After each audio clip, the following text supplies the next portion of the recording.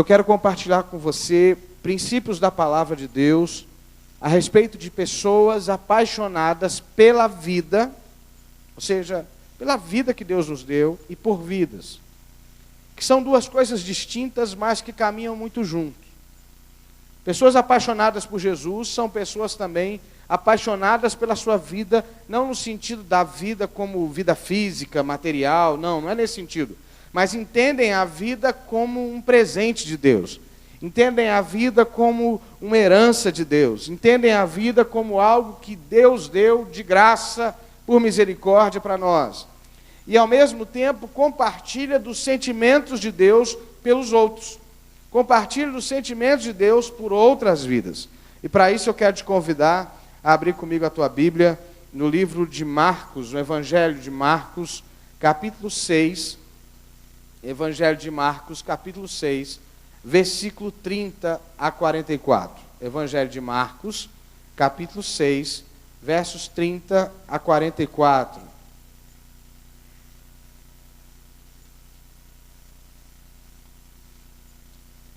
Marcos 6,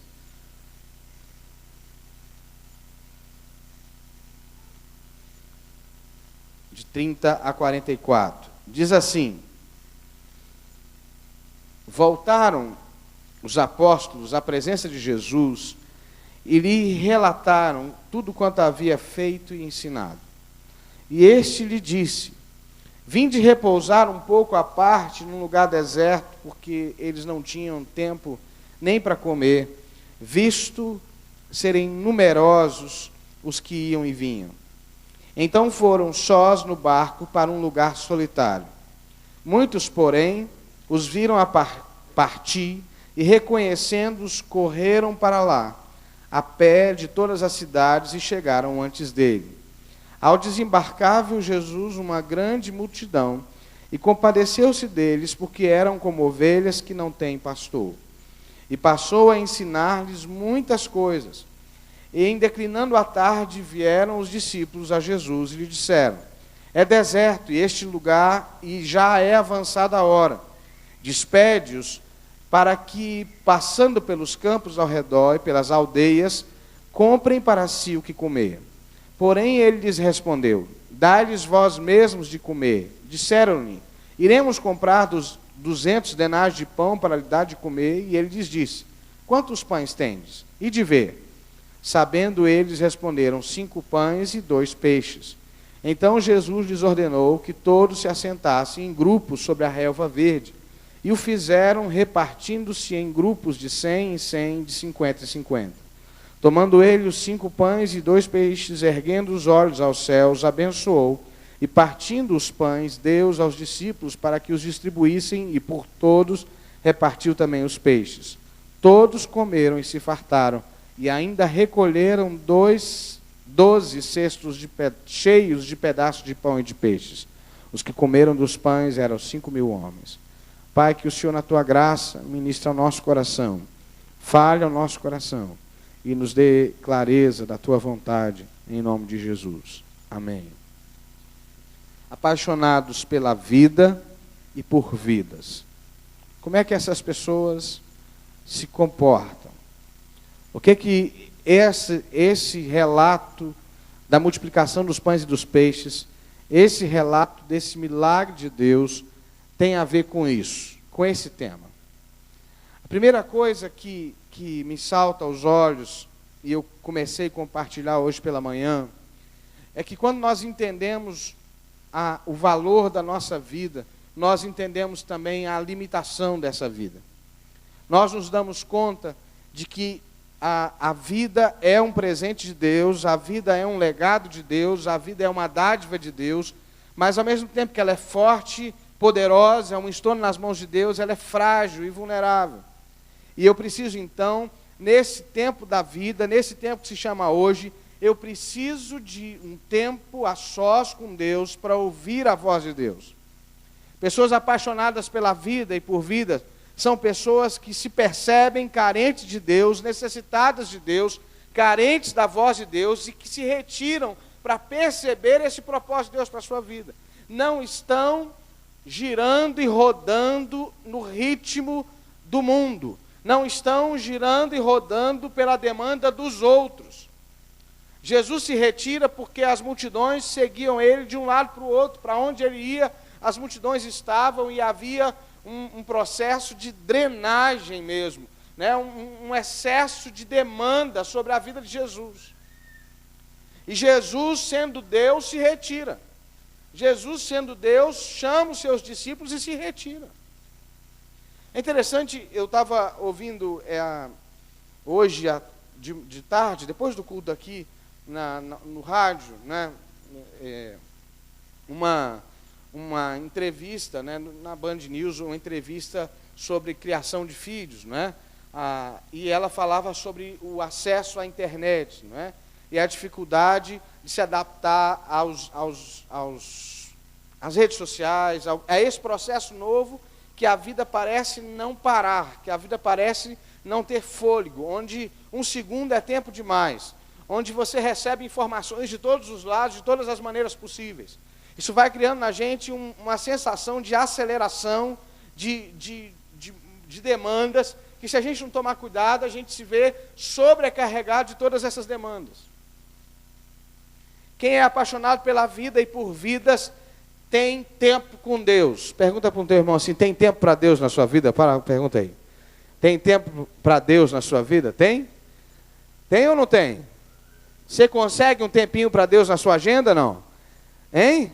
Você tem um tempinho para ficar sós com Deus? Você tem um tempinho para estar na presença de Deus, sem o clamor da multidão, sem as pressões, sabe? Não que elas vão deixar de existir, mas precisa haver um lugar da sua vida onde você para e recebe de Deus.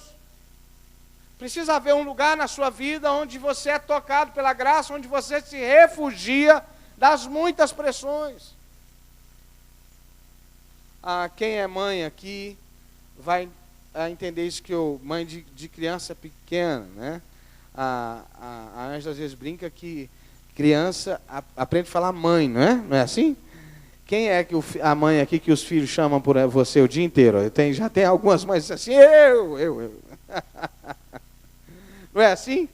É mãe daqui, mãe dali, mãe daqui. E parece, já ouvi falar também, que as mães, num determinado momento, precisam de um refúgio, não é assim? Não é? Precisa de uma folga, não é? A gente está... Não é folga dos filhos, não. É viver algum momento sem demanda. É conseguir ter um tempo para respirar. Isso é verdade para todo líder, para todo pai, para toda mãe, para todo homem, para toda mulher. Você não pode viver no empurrão dos outros. Quem já pegou metrô cheio, trem cheio, que você está na fila e de repente a multidão te empurra e você nem se vê andando, você anda junto com a multidão, né? Quem vai ao Rio constantemente vive essa experiência, não é? Você é empurrado pela multidão. E tem muita gente vivendo assim, empurrado, de um lado para o outro, sem noção de propósito, sem noção de direção de Deus. Pessoas apaixonadas pela vida são pessoas que não vivem de qualquer jeito, a queimar o tempo como se eu tivesse todo o tempo do mundo. O Senhor tem todo o tempo do mundo, mas eu não tenho. Por isso, por não ter todo o tempo do mundo, por ser frágil, eu preciso aprender a buscar propósito, a buscar a direção de Deus, a não me deixar levar pela demanda que me empurra, que me pressiona na vida. Eu dizia hoje de manhã que eu costumo dizer que se me empurrar, eu empaco, né? Eu digo, não me empurra não, que eu empaco. Funciona, é pior, não é? A gente lida com a pressão da vida, não é que a gente está fugindo de pressão, mas não dá para atropelar, não é verdade? Não dá para passar por cima de você, não dá para querer que você viva a demanda do outro. Não, eu preciso saber qual é a demanda de Deus para a minha vida, eu preciso saber qual é o propósito de Deus para a minha vida, e eu não vou fazer isso se eu for empurrado pelas pressões. Amém, irmãos? Vocês estão aí mesmo? Amém? Quem precisa de um tempo de refrigério aqui? Quem precisa de um tempo de refrigério? Será que você podia dizer para o irmão que está do seu lado assim, dá um tempo para você, fala para ela, dá um tempo para você, dá um tempo para você, você merece. não é? Você merece. Você merece um tempo para você estar sós com Deus. Mesmo que esse tempo seja 30 minutos no dia. Mesmo que esse tempo seja um tempo que diante do dia pareça pequeno, mas aquele tempo você se estabelece de novo com Deus. Você reencontra com você mesmo, com a presença de Deus. Viver apaixonadamente tem a ver com viver com propósito. A segunda coisa, que é interessante, que se separar da pressão da multidão não significa ignorar a multidão. É interessante que Jesus, vendo a multidão, diz o texto, Jesus se compadeceu delas, porque eram como ovelhas sem pastor. Diga comigo assim: Jesus se compadece de mim. Jesus percebe a minha aflição. Jesus percebe a minha luta. Jesus percebe a minha dor. Jesus percebe a minha necessidade de vida. E Ele se compadece de mim. E é interessante que quem tem paixão por si mesmo, tem paixão também pelo outro. E aí a gente encontra essa questão de apaixonado pela vida e por vidas. Porque quem se percebe amado por Deus, quem se percebe abraçado por Deus, quem se percebe envolto pela graça de Deus, é sensível à realidade do outro. Pessoas apaixonadas são pessoas sensíveis. Pessoas apaixonadas são pessoas de carne e osso. Não é de ferro, não é de madeira, não é de vidro, não é impermeável, é permeável, é flexível. Sente a dor do outro, percebe a miséria do outro, percebe a aflição do outro, percebe a angústia do outro. Uma igreja apaixonada pela vida é também uma igreja apaixonada pelas vidas. É uma igreja que, como Jesus, não consegue ignorar o apelo do povo que carece sem Jesus, como ovelha sem pastor. Quem já se sentiu assim perdido aqui? Já se sentiu perdido em algum momento da sua vida? Que você olhava para um lado, para o outro e dizia assim: meu Deus, eu não sei para onde eu vou, eu não sei que direção tomar, eu não sei como é que eu vou fazer para sair dessa situação. É interessante que Jesus leva isso muito a sério. E nós não somos comparados com as ovelhas à toa, por acaso. Nós somos comparados com as ovelhas porque as ovelhas, a figura do pastor próximo da ovelha, é uma figura muito séria, porque a ovelha não dá conta de viver sozinha igual bode. Bode sobe montanha, penhasco, ele dá o jeito dele. Briga e vai. Ovelha não, a ovelha precisa da figura do pastor do lado dela, direcionando, mostrando onde tem pasto, onde tem água, onde tem alimento, onde tem sustento. É interessante que Jesus se importa conosco e Ele quer gerar em nós esse mesmo sentimento para com os outros. A primeira vez que eu conversei com o Bruno e com a Maiara, eu fiquei apaixonado por eles, não é? De primeira, porque eles estavam apaixonados. Eles continuam apaixonados. Já passou algum tempo desde que a gente se conheceu, né? Eles continuam apaixonados. Mas no primeiro encontro que eu tive com eles, aqui no meu gabinete, aqui, há 4 anos atrás, eu chorei com eles por conta da paixão que brotava do coração deles pelo povo lá da Tailândia. Como Deus tinha gerado um sentimento tão profundo no coração deles por um povo que eles não conheciam. E é assim, quando a gente descobre que a nossa vida é valiosa para Deus, a gente vai querer que isso atinja outras pessoas. Você quer ver um exemplo claro disso? Eu fui pastor de uma irmã muito querida, chamada Ieda, né, que perdeu o seu marido na luta contra um câncer. E é interessante como que a Ieda é uma pessoa disponível para socorrer outros, para ajudar outros. Ela já era, e ficou mais ainda. Porque ela soube o que é padecer, soube o que é ficar no hospital, soube o que é passar pelo enfrentamento da doença. É interessante que pessoas que passam por tragédias se tornam sensíveis a outros que vivem tragédias. Porque quem é tomado pela dor, é tomado também pelo amor pelo outro. E do Senhor está nos chamando, irmãos, a um tempo em que a gente tenha paixão pela nossa vida e a gente se importe com o outro que está perto da gente. E às vezes esse outro é o seu marido. Porque há casais que se fecharam de tal maneira que eles não conseguem se importar um com o outro, não conseguem viver e perceber a dor um do outro.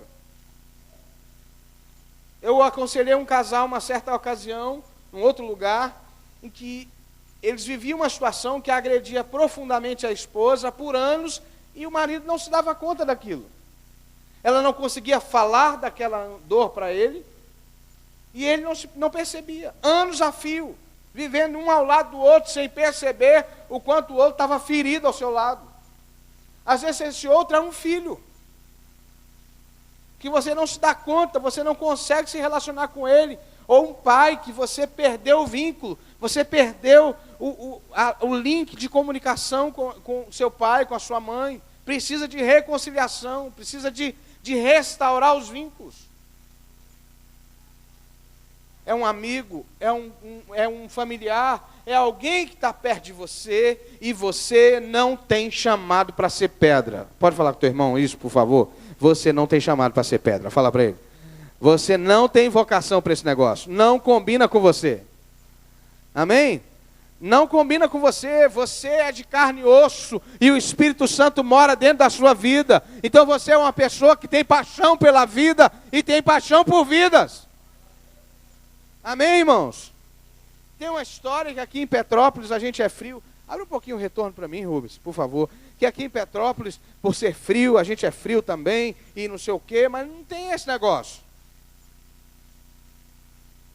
Se você tiver liberdade, você podia só encostar assim, pede a pessoa só para dar a mão para você. Está gelado? Tem alguém gelado aí do seu lado? Tem alguém gelado aí? Tem gente que tem a mão gelada. Se tiver, você pega no pulso. Hein? Tem gente que tem a mão gelada, não é? A minha mão é quente, não é? A gente tem sangue correndo na veia.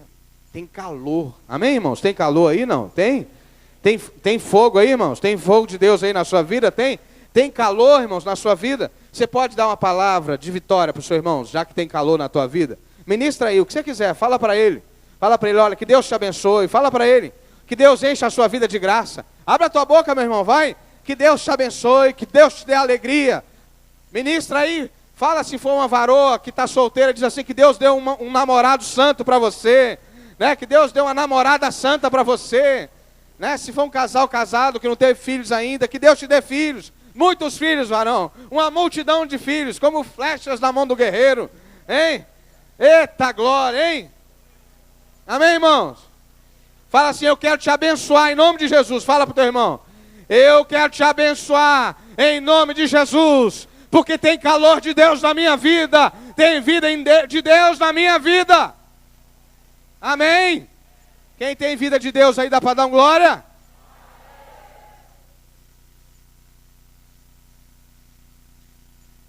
Quem não tem vida já morreu. É simples assim. Eu precisei pensar muito para falar essa frase. Profundo isso, não é verdade? Eu vou até repetir. Quem não tem vida já morreu. Meu Deus, quanta profundidade. Anota aí, pastor Guto. Mas é interessante que às vezes, mesmo sendo dotado de vida, a gente vive como que morto.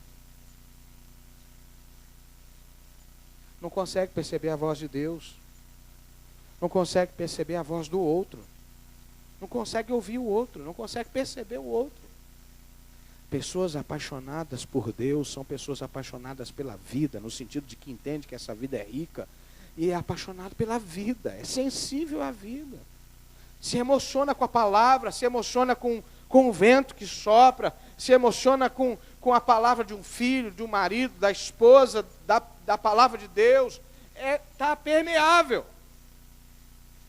Talvez você vai precisar fazer uma oração hoje e dizer assim, Senhor, quebranta meu coração. Senhor, me dá graça. Senhor, me faz acreditar de novo na vida. Porque às vezes a gente perdeu a fé na vida, nós somos tão decepcionados, nós somos tão machucados, nós somos tão maltratados pela vida, que a nosso coração endureceu, petrificou, e a gente não consegue mais perceber a vida de maneira que isso nos entusiasme. Da mesma maneira que a gente olha, por exemplo, para a política hoje. Quando a gente vê cenas tão vergonhosas como essas que a gente tem visto nos últimos dias, o nosso coração começa a se fechar, a gente não quer nem, a gente está cansado, não é? Está cansado de ver tanta miséria, tanto roubo, tanta corrupção. É como se a gente dissesse assim, chega, não quero ver isso mais. E o nosso coração se fecha. E às vezes a gente não percebe que a gente não se fecha só para isso. A gente se fecha para Deus, a gente se fecha para as pessoas, a gente se fecha para a família. A gente se fecha para dentro desse negócio aqui. E vive essa vida daqui, virtual, como se ela fosse a vida verdadeira. E isso, ao invés de ser uma ferramenta, vira um estilo de vida. Onde a gente gasta toda a nossa vida descobrindo como é que é a vida de mentirinha dos outros. Entendeu? Porque no Face só tem vitória. Não é? Hoje em dia o pessoal tira foto, antigamente, na época que o Carlos aqui nasceu, que o Josué, né? Naquela época, era um filme só, lembra? Tinha de 12, 24 e 36. Né? Tinha mais do que isso, Xaxá? Não, né? Não, Xaxá não lembra dessas coisas. Lembra, né, Xaxá? E cada foto era muito bem calculada, não é? Porque não tinha repeteco. Não é assim? Hoje a gente está vendo a foto no visor do celular, está vendo como fica, e para garantir tira umas 10. Né? Pega na tela e vai clicando, e depois fica aquele monte de foto no celular, e você escolhe a melhor. Não é? Tem gente vivendo a vida virtual como se fosse a vida de verdade. Enquanto, na verdade, a vida que a gente vive é uma vida cheia de situações, de altos, de baixos, de tristezas, de alegria, de decepções. Mas ela ainda é interessante, ela ainda é apaixonante. Quem aqui se casou e se lembra da angústia prenupcial? Hein? Quem se lembra do marido esperando aqueles que se casaram na igreja e aquela coisa que a noiva entra, não entra, né? No meu caso, por exemplo, eu estava lá na igreja do Catete esperando a Ângela entrar, e abriu a porta e as damas entraram, e aí fechou a porta de novo, em vez dali, é na frente assim, e a Ângela não entrava, e a marcha ficou tocando um monte de vezes, e a Ângela não entrava. O pessoal começou a me zoar, olha, eu acho que ela desistiu, não é? E ficou uns 5 minutos para ela entrar, porque ela tinha esquecido o buquê no colégio Bennett do lado, e o pai dela foi correndo lá, pegar o buquê para ela entrar, porque não podia entrar sem o buquê. Quem não lembra da angústia do primeiro dia de escola do seu filho? Deixar o seu filho na escola pela primeira vez. A primeira experiência de trabalho.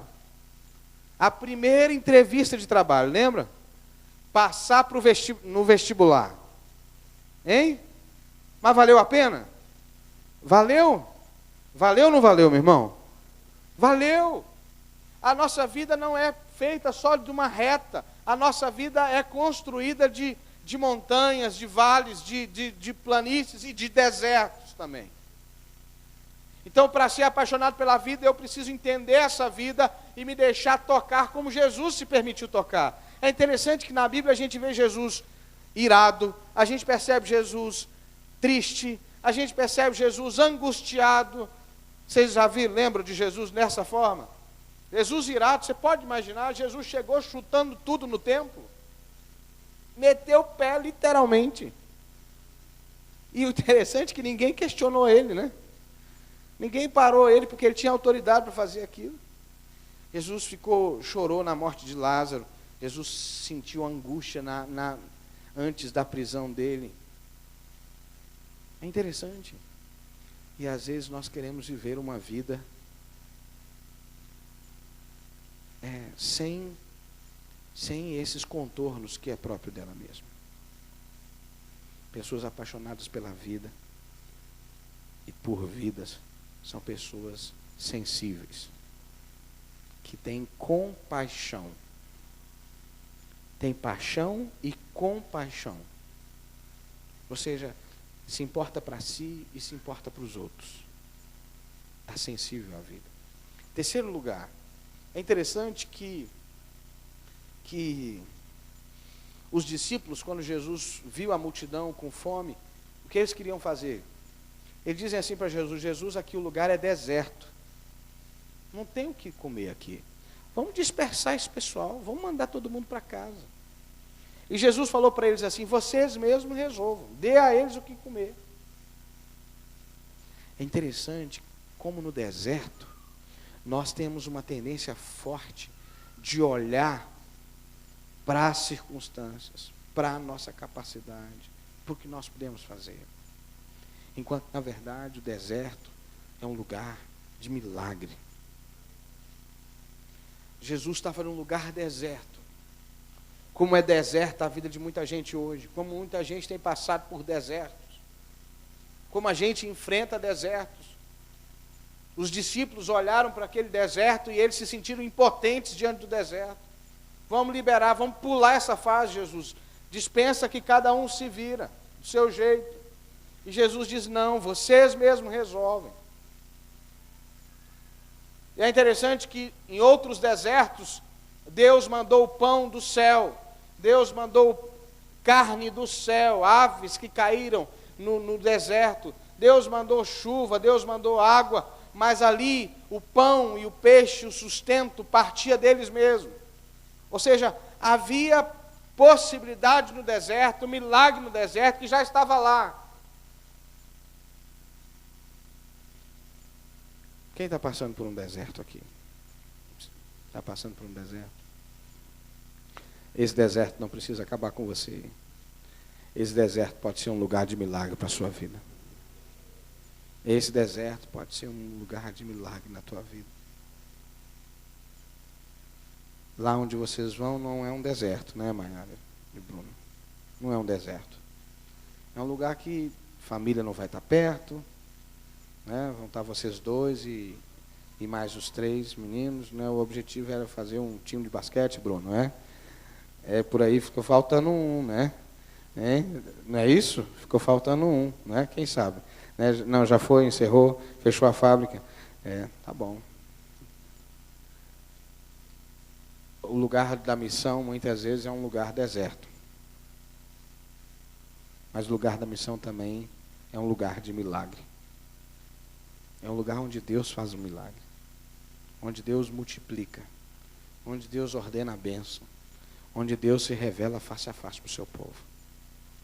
E por fim, eu quero terminar, porque eu quero dar oportunidade ao Bruno e a Maara para a gente orar por eles.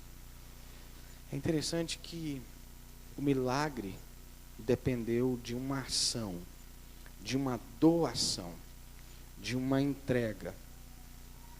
Aquele menino, Marcos não revela assim, mas um dos outros evangelistas fala de um jovem rapaz que dá o seu lanche, que entrega o seu lanche. Ele tinha 5 pães, devia ser um rapaz bom de boca, né? Hein, Suane? 5 pães e 2 peixes. Ou era bom de boca ou era muito prevenido, não é? O rapaz era, ou sei lá se ele estava levando para a família, eu sei que era um jovem rapaz. E ele entrega aquela doação na mão de Jesus. Pessoas apaixonadas pela vida e por vidas têm facilidade de dar, de entregar, de ofertar. E não é ofertar só recurso, não, é entregar a sua vida. É interessante que quanto mais doente a gente se torna, mais apegado às coisas a gente também se torna. É interessante que quanto mais a gente vai perdendo a saúde, mais a gente emocional, muitas vezes a gente vai se apegando a coisas que não deviam nos prender.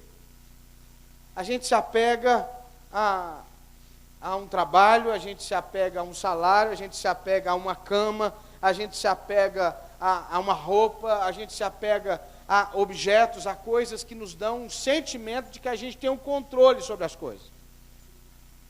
Aqui eu consigo exercer domínio. aqui eu consigo ter um certo controle. Por outro lado, quanto mais eu cresço e amadureço, mais liberal eu me torno com a vida. Eu vou percebendo que a vida é mais importante que as coisas.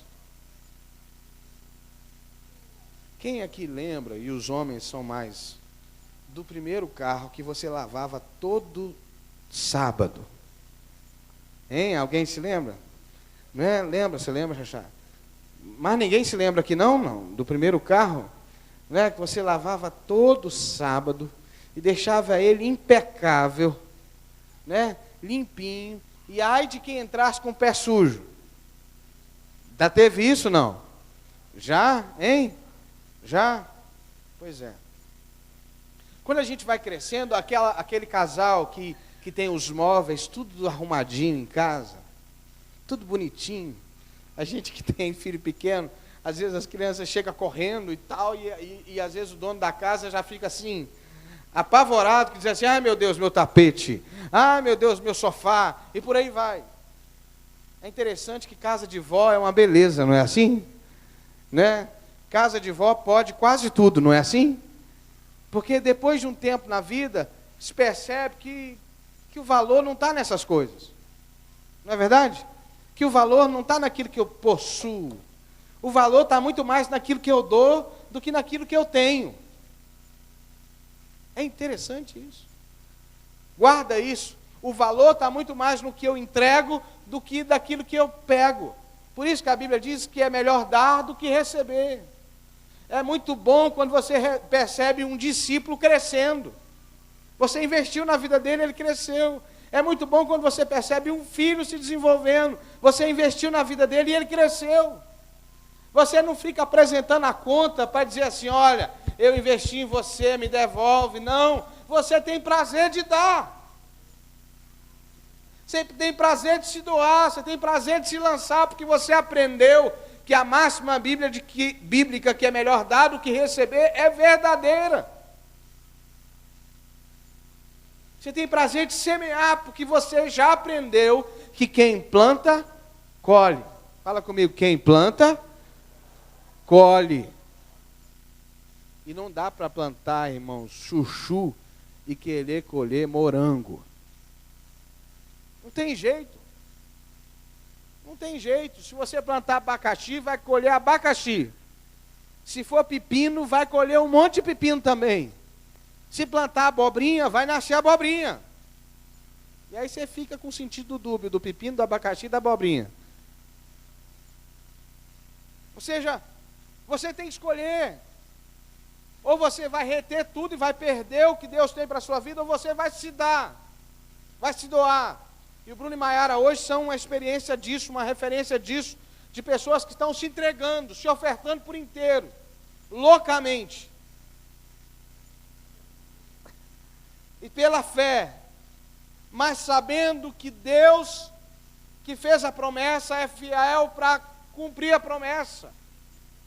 Quem se entrega nas mãos de Deus nunca vai ficar decepcionado. Fala comigo assim, se eu me entregar nas mãos de Deus, eu nunca vou me decepcionar. Amém, irmãos?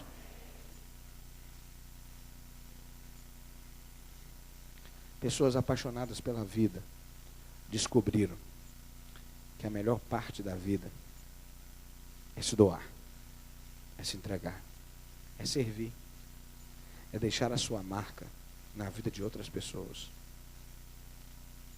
Não tem a ver com reter, possuir, controlar. Pessoas apaixonadas pela vida são apaixonadas por vidas também. Desenvolvem relacionamentos. E por isso experimentam o milagre. É interessante que no início da conversa tinha 5 pães e 2 peixinhos. No final da conversa sobrou 12 cestos. Ou seja, a comida já não era mais o centro das atenções. O deserto e o lugar deserto já não tinham lugar hegemônico. O milagre de Deus ocupava o lugar principal. Amém? Se o deserto e a fome estão ocupando um lugar muito grande na sua vida, talvez está na hora de você se lançar e deixar que o milagre de Deus ocupe o lugar central na sua vida. Que a presença de Jesus ocupe o lugar central na sua vida. O deserto pode ser um lugar de morte, mas se Jesus estiver com você no seu deserto, o deserto se transforma num lugar de milagres. Eu queria orar com você. Queria que você ficasse em pé comigo.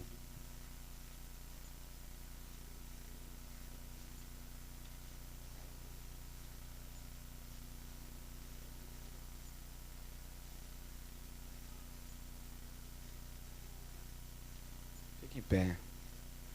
Você sabe bem da sua vida. Você sabe bem do seu coração. Você pode imaginar 3 pontos de vista nessa história. O ponto de vista da multidão faminta, atrás de esperança. O ponto de vista dos discípulos que não sabem o que fazer. E o ponto de vista de Jesus, que tinha tudo sob controle. Eu não sei com que ponto de vista você está. Eu não sei se você tem se sentido aflito e desesperado, faminto, ou se você está se sentindo num lugar em que você tem que dar resposta e não consegue dar. Eu quero te convidar hoje a ver como Jesus. E como aquele rapaz que entregou na mão de Jesus. E Jesus fez um milagre. A gente pode reduzir a luz um pouquinho e você pode vir ao altar dizendo: Senhor, eu quero me entregar, eu quero me ofertar nas tuas mãos nessa noite.